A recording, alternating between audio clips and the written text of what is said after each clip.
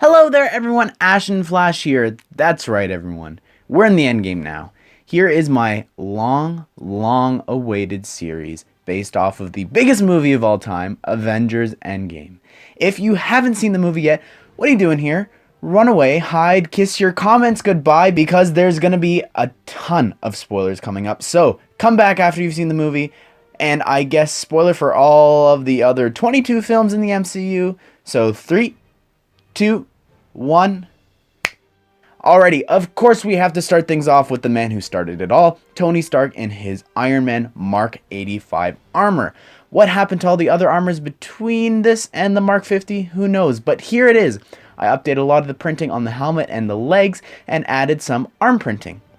His accessory is the holographic shield that he creates to protect him and Hawkeye from Hulk's snap, and it's the Roman soldier shield from Series 6 in trans light blue with white printing on it. He also has some new face printing underneath with a cut on his face. Like I said in the teaser for the series, there won't be any quantum realm suits. Well, kind of.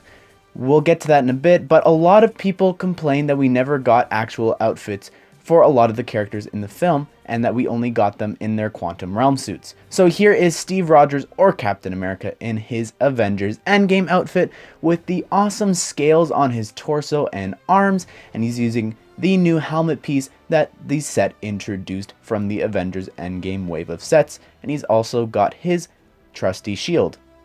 To complete Marvel's Trinity, here is Thor, Odin's son. Of course, he is much more accurate to the way Thor actually looks 5 years after the snap.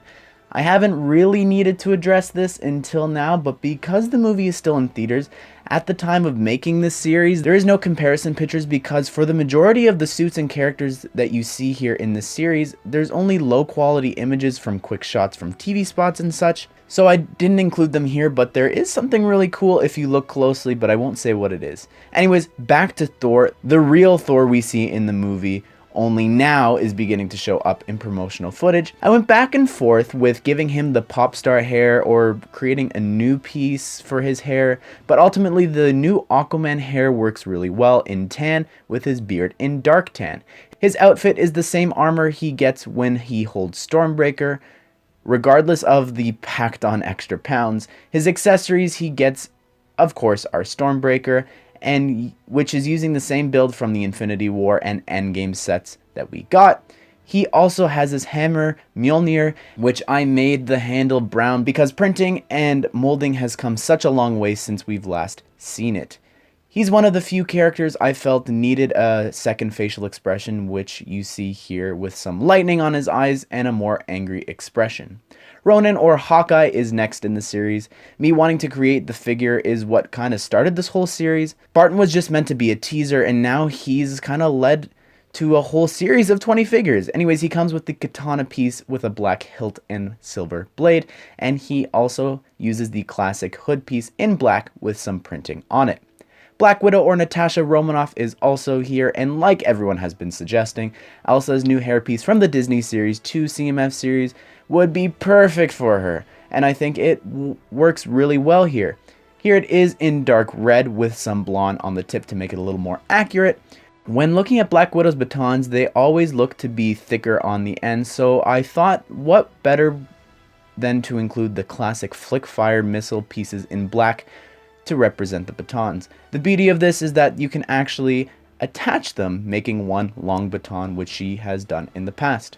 Capping off the original 6 Avengers with the person who's too chicken to get the group tattoo, we've got Dr. Bruce Banner, or the Hulk, I guess here Professor Hulk. While I know a lot of people might be wanting me to do the Professor Hulk that dabs for the kids and is eating food, his supersuit is a much cooler design and was something that a lot of people complained we didn't actually get in the Avengers compound set. It's really ridiculous how he has an H on his chest. That's Hawkeye's thing, man. Come on. This is designed very similarly to the past Hulk minifigures that we've gotten. He also comes with the gauntlet piece introduced last year in our series, but recolored in dark red with some extra printing to represent the Stark gauntlet. Colonel James Rhodes, or War Machine, is next in the series. This figure was so much fun to make, probably one of the best and most detailed figures I've ever made. He took such a long time to make. Wait a second, this doesn't look right. There we go. That looks more accurate. I have no idea why in the actual movie and in some of the more recent TV spots, the suit we actually get isn't in dark gray, but it's actually in dark blue with red, kind of like his Iron Patriot armor. Is this the Iron Patriot Mark II? I don't know, it's very strange, but regardless, to give him some bulk, he's using the armor piece that most recently Batman has been using, and he's using the regular Iron Man helmet and has a stud shooter attached to his back in dark blue, and his facial expression under the mask is a little smirk. Carol Danvers, or Captain Marvel, of course also had to be in the series. While her role wasn't as big as they were hyping it up to be, she still was in most of the trailers leading up to the film. Here is her outfit from the end of Captain Marvel, which ties into Endgame, another highly requested figure for me to make. Her hairpiece is a new piece that would be rubber based, similarly designed to Mantis's headpiece. She also has two Power Blast pieces in trans yellow. Moving on to another space character, we've got Rocket Raccoon, the trash panda. He uses the same headpiece he had created back for him in 2014, but this time the colors are more accurate, especially to his look from Infinity War and Endgame. I know I'm going to hear a lot of comments about the color of his outfit, and I don't want another Drax situation on our hands this time. So here is actually the reference picture for his outfit. I'm not going to do this for every character, but just for this. Anyways, the accessory he has here is the tool that he uses to extract the ether from Jane. Of course I had to include Nebula. The whole time while I was watching the movie, I could not wait to get home and add the bronze pieces to her existing face print and make a more accurate one for the movie. Her outfit was also fun to make, even though there wasn't really any official pictures of it. I tried my best with what I had. Overall, I'm really happy with how this figure came out. I gave her the Galaxy Squad gun in black to represent her blaster piece she uses to save Clint and Gamora with. Next is Valkyrie, a character I also was very excited to make because I knew for a while that she was in the movie in her white outfit, thanks to some of the toy leaks and such. She's using a new hairpiece here because I felt that there wasn't one that really worked for her besides maybe Rey's, but I don't think it would do her justice. She has the half cape that Thor has from the Ragnarok sets, but in blue, and her accessory is just the Greek Lord of the Rings sword. Now this character is who I was talking about earlier. Here's Scott Lang in Hank Pym's Quantum Realm suit.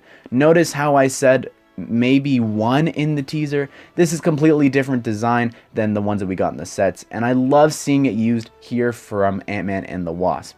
I thought that the Mighty Micro's Iron Man helmet would work best here, so some of the details of the helmet are based off of the most recent Ant-Man helmet. Underneath the mask we have a new Scott face with an old Scott face on the back when the Hulk flows time through him. He comes with two Mutt William hairpieces in the appropriate colors for each of the Scotts, and of course the whole hero of the MCU, the rat that brought Ant-Man back, is also included here using the Scabbers mold in a new color. Maybe it's a little overkill, but he doesn't come with any new molds, so I think it's okay. Seeing the Ancient One during the Battle of New York was so powerful, and she immediately earned a spot in the series with that. For some reason, LEGO had her coloring way off, so here she is now with the proper coloring robes and wraps. She has a new neck piece that works the same way as the past metal pieces. It is a new mold to represent the Eye of Agamotto with the Time Stone in it. And while we're still back in time and time heisting about, here is Tony Stark in his undercover SHIELD uniform from 2012. He uses the Superman wavy hair in dark tan to show his older age, and he has a new face print here. His accessory is the black briefcase he later carries the Cosmic Cube in. Doesn't make sense in the context of the outfit, but time travel, right? Who cares? This next figure I'm very proud of. It's Pepper Potts in her rescue suit. This figure went back and forth between gold and silver, but ultimately looking at the trailers and the toys that we've been getting recently, it's more gold than it is silver. She actually has a front helmet piece that is new that would attach to the classic Iron Man one underneath. She also has this crazy new neck attachment that she shoots lasers from at the end battle scene, and if you flip up the helmet you can see Pepper Potts' face underneath with the heads-up display printed on it, and the other is meant to be her endearing smile that she gives to Tony when she's telling him that they're gonna be alright. This is definitely one of the most complex figures I've ever made, and the time that I spent on her was definitely worth it. This next figure is meant to pull on some arc reactor strings. It's Happy Hogan. While the security tag might be a little out of context, I think it makes sense given that Happy is such a stickler for that sort of thing. And also, the Happy that we got from the Far From Home sets is just garbage. So here he is using the Doctor Who hairpiece in dark gray, and his accessory is a bag piece introduced in my Wreck-It Ralph series. It has an abstract Burger King logo to represent the burger that he buys for Tony back in Iron Man 1, and it could also represent the burgers that he's buying now from Morgan. Now, this next character was such a last minute decision. Someone literally commented on the teaser trailer the day prior to making this video, and I moved some characters around to include Scarlet Witch. This was a character that I should have included in my Infinity War series because I never realized how cool Wanda's outfit was. Given that I love red leather jackets, of course, man, her outfit's amazing. She uses the Rockstar hair in dark orange, and she comes with 2 Power Blast pieces in red as her accessories. She also has 2 different facial expressions, one regular one and one with her angry eyes, just in case she sees Thanos. Thanks to Robert Downey Jr. for posting an amazing behind the scenes photo of the ladies of the MCU, I got a really great look at Shuri's outfit from Endgame, and if it wasn't for that, this figure probably wouldn't exist. She uses the same hairpiece and accessories from the Infinity War set, but has a new face print, and her outfit just looks so cool and unique, and it just was such a fun design to create. Now on to the second last figure of the series, Thanos. And I went back and forth with just throwing in Thanos from Just Too Good and Nice series, or creating Farmer Thanos from the beginning of the film, but I thought that that design was too simple and I scrapped it and replaced it with Dusted Thanos. This pays a nice little tribute to my original Avengers Infinity War series and was interesting to create now, since now that I'm making my figures 3D rather than 2D. And if you're wondering why his torso is black, go check out that video where I explain all the rules of the Dusted characters, so if you want to see that, click that at the end of the video. Anyways, his accessory is the helmet piece from Just Too Good and Nice series that I mentioned earlier. The final character in the series is Steve Rogers from the end of the movie. I'm not entirely sure if he shrunk back to pre-serum cap or if he's just smaller because he's old, but I decided to give him mid-legs in dark gray. He uses the Superman wavy hair in white, and his accessory is a new piece for his compass with the picture of Peggy Carter in it from a newspaper. His face print was actually started from the base model of the Steve Rogers minifigure printing that he had back in the Civil War line of sets. Well, that is all 20 of my Avengers Endgame CMF series.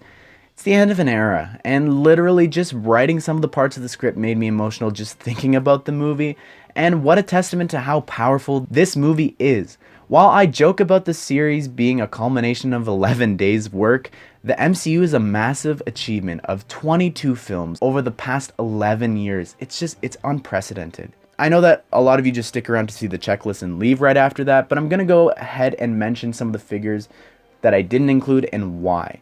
First off, Morgan Stark was very nearly in this series. I actually began work on her, but I have no source material for her, and a character that important, I wanted to have it be accurate. Frigga, Thor's mom, was originally on the list, but on my second viewing of the movie, the scene with her on Asgard was when most people actually got up to leave for the bathroom, so I didn't want to include her and have people doing that with my video either. Ant-Man in his regular outfit almost made it into the series, but I felt that LEGO did a great job with his outfit in the Ant-Man and the Wasp set. Captain Marvel in her outfit from the end of the film I could easily throw together, but I chose the one from the end of her movie. It was the one in all the marketing and was one that people asked for back with my Captain Marvel series. I'm 100% sure that I'll make that figure sometime down the line though. Lastly, about Thor, I very nearly had him in another variant in the series since the other members of the Marvel Trinity have variants, but I felt that it would be too boring and too basic, which I can say the same about his friends Korg and Meek. All he would have different is a Hawaiian pineapple shirt on. That would be such a boring inclusion in the series after their inclusion in Just Too Good and Nice Marvel series. But anyways everyone, that is all that I have to say about this series. It was so much fun to make. Some of the figures are some of my favorite designs that I've ever made for a series, so I can't be happier with how this turned out. Special thanks to my friend CM4Sci for helping me out with this series, with critiquing me and giving me a bunch of suggestions for the series. He makes some incredible brickheads and custom sets. If you want to check him out, his Instagram is linked down below in the description. But anyways, what were your favorites? Are you happy with the choices that I made? Would you have preferred someone else that I maybe didn't even think of? Let me know in the comment section down below. And if you want to stay up to date with my latest CMF series, the latest LEGO superhero news, and other LEGO news, be sure to subscribe to the channel so you don't miss out. And if you want to as well, here's a link to my 2 other Marvel series that I mentioned in this video. And if you want to go ahead, check out the Ashnflash Games channel where I stream Fortnite with fans and we fight off against the Noobmaster 69s of the world. Anyways, everyone, I hope that you enjoyed the video. I know that's a longer CMF series video, but Endgame was long too, so it's pretty fitting. I hope that you all have a great day, and I'll see you all in the next one.